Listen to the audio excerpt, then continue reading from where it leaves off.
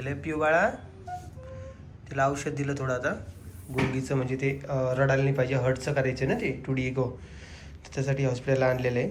आणि दिलं कोणी तेव्हा कशी रडायला लागली का?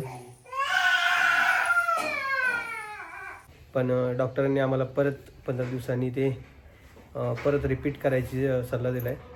तर आता ते जे प्रेशर वाढलेलं आहे ते कमी करण्यासाठी औषध देखील दिलेले आहे. ते औषध आता कंटिन्यू देतील आणि 15 दिवस किंवा 1 महिन्यानंतर ते 2D इको जे आहे हृदयाचं, परीचं आपल्याला 2D इको करायचं आहे. त्यासाठी आपण दुसऱ्या हॉस्पिटलला घेऊन आलो पिऊला, सॉरी.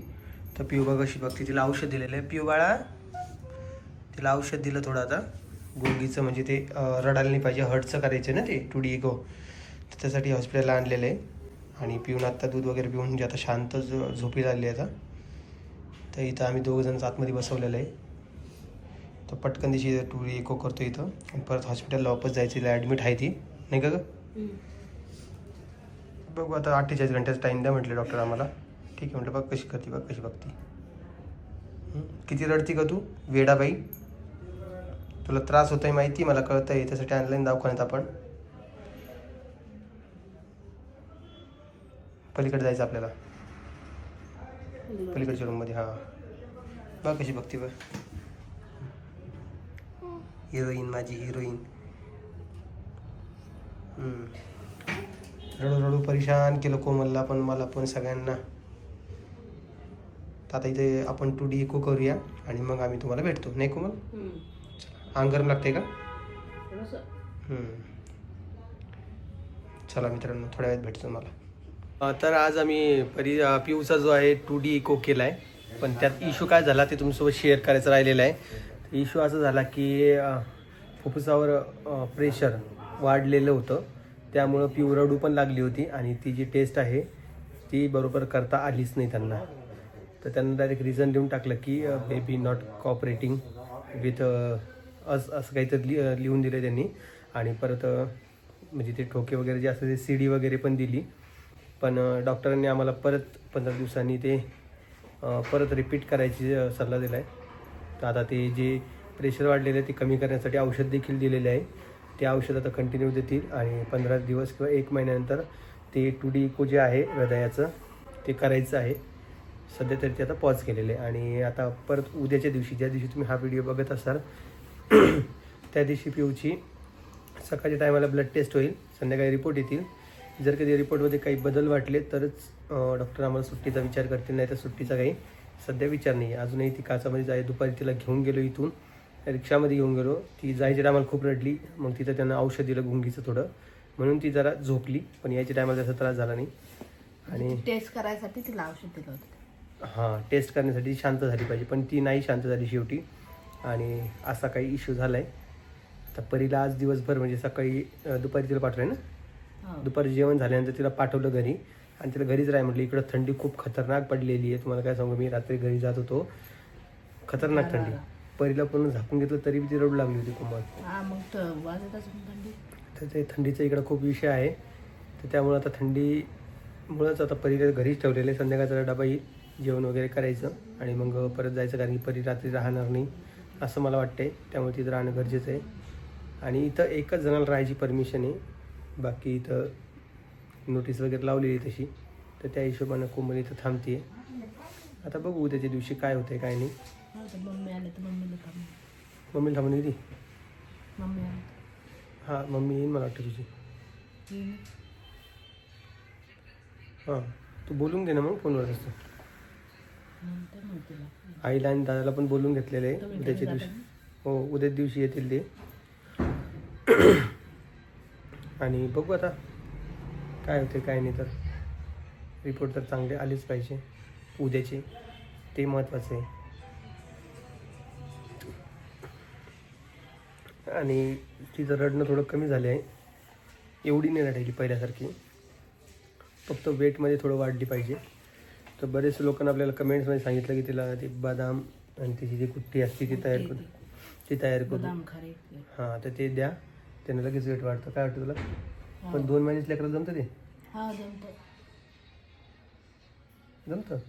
ते चालू करणार होते ना मग आता मी. हा का? मम्मी म्हणली होती तुला आणून देते ते. त्या देवांशला चालू केली तशीच का? हा का 80 काल केली? दोघांना केली ती, हां, दोघांनी खाल्ली. ती गुट्टी काहीतरी असते ते चालू. घरी तयार करा. हां, आयुर्वेदिक. ते म्हणजे तुम्हाला माहिती नाही का असं असं असते? तर माहिती आहे, पण ते सारखे रडत होते, त्यासाठी दवाखान्यात आणलं होतं आणि हे सगळं मागं लागले. पण ठीक आहे, आपण ॲक्सेप्ट केलं आहे सगळं आणि बघू आता पुढे काय होते. तर आई यांना हे उद्या येणार आहे आणि सुदर्शन येतो आहे गाडीत घेऊन त्यांना. बघू आता. कोमल, तुझी राहायची इच्छा आहे का इथे? इथे म्हणजे नगरला राहायची इच्छा आहे का? जवळ तर चाल मला. जालन्याला जायचं? जालन्याला जायचं म्हणते ती. आणि त्या रोहिणीचा कार्यक्रम पण आता पुढं लोटला गेला, थोडा लोटावं लागणार आहे, कारण की पिऊमुळं जरा आता पिऊचं वेट वाढल्याशिवाय आम्ही काही मागं बघत नाही. आता पिऊचं थोडं वेट वाढवूनच घेणार आहे.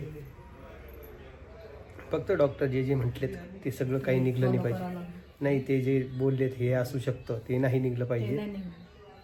आणि आजच्या रिपोर्टवर तरी कळलं. सगळं नॉर्मल आलं पाहिजे अशीच आम्ही प्रार्थना करतोय.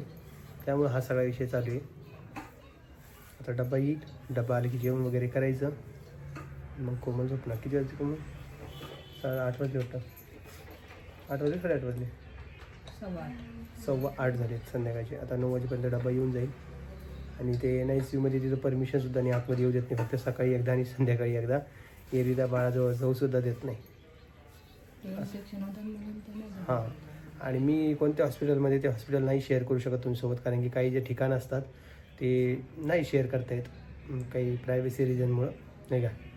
पण आम्ही जिथं कुठं जातो आहे, बापरे बाप, तिथं आमचे सबस्क्रायबर आम्हाला भेटते. आजसुद्धा एवढंच मला सांगतो आहे मी, ती पिऊ रडू लागली, ती जवळ घेतली त्यांना, तरी आम्ही आलेत बाबा की आम्हाला एक सेल्फी द्या. त्या म्हटलेसुद्धा म्हणे तुमची खूप परेशानी होती म्हणे, पण त्यासाठी सॉरी, पण मला एक सेल्फी द्या.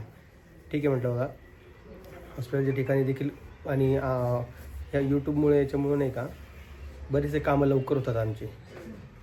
तिथं देखील आम्ही 2D इकोकाला गेलो, तिथं पण आपलं लवकर काम झालं. तेच ओळखीने झालं, फक्त हे रील स्टार आहे बाबा, हे यूट्यूबर आहे, त्याच्यामुळे आपलं काम जे आहे थोडं फास्टली घेतलं त्या लोकांनी.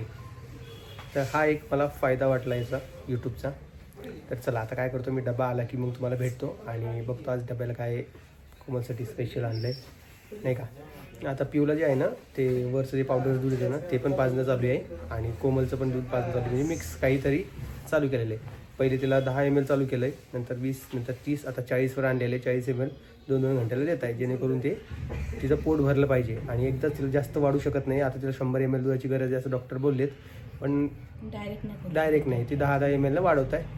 पण बघूया आता काय होतं. तर चला, मी तुम्हाला एक थोड्या वेळात भेटतो. ओके. आणि दिलं कोणी तेव्हा कशी रडायला लागली का?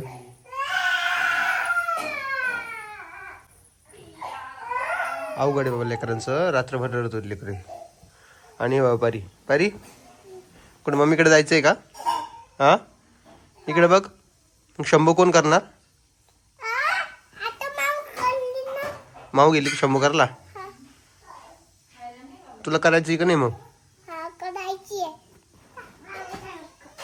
बघून येईल का? पटकन बघून. ती बघायला गेली तिच्या माऊची शंभू झाली का नाही. तर झाली का गा खरी? तेव्हा हाय हाय कर, हाय कर, हाय कर, हाय कर.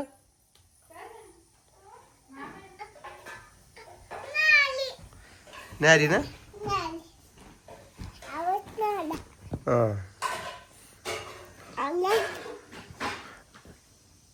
लवकर आवर, मग जाऊ आपण. हा, खायचं तुला? हो, नाही अर्धच द्या. नाही कोणी खाणार? दवाखान्यात आहे आम्ही, कोणीच खाणार. हॅलो, हां दे, नाही हे वरची द्या ना. ठीक आहे द्या. तर इथं फळं घेण्यासाठी आलो आहे, कारण की परीला पपई खायची होती आहे ना. परी केळी खायची का? केळी पण खायची म्हणते. तिथला 6 केळी आणि 1 किलो पपई घेऊन चाललोय. चल बेटा, बस बाकी माझ्याकडे चल. कडावर चल. इथून एक 500 मीटरच्या अंतरावर आहे दवाखाना. म्हटलं चला, थँक्यू. थँक्यू. चला मग त्यांना आपले पपई नाही दिली का? मग पपई दिली म्हणून थँक्यू म्हटलं. कळालं का? हा. आता कुठे जायचं आपल्याला? आता दवाखान्यात वापस जायचं. चला तर दवाखान्यात जाऊया, बघूया का. हां परी म्हणते घरी जाऊ. आज आई आणि दादा येणार आहे. दादा नाही येत आहे वाटतं, आई येते फक्त. बघू काय होतंय. तर आता परत हॉस्पिटलला जायचं आहे. तिकडे परी आहे, पायी पायी चालती आहे. थोडं चाल म्हटलं, तिला गाडीची भीती वाटती, पण एका साईडला घेऊन तिला चालायला लावलं आहे. आणि कोमल पण आता पिऊ जवळ गेलेली आहे. तिला जवळ येऊ येत नव्हते, पण आता थोड्या वेळासाठी गेली. चल बा. आणि तुम्हाला माहीत नसेल की आम्हाला फळं खूप आवडतात. फळामध्ये सगळ्यात जास्त पपई, चिक्कू, बनाना हे सगळे फळं खूप आवडतात. चल बा. चला आता जाऊया आपण हॉस्पिटलमध्ये आणि परीला जे आहे फ्रूट कापून देऊया. तिलाही थोडी भूक लागलेली. चला.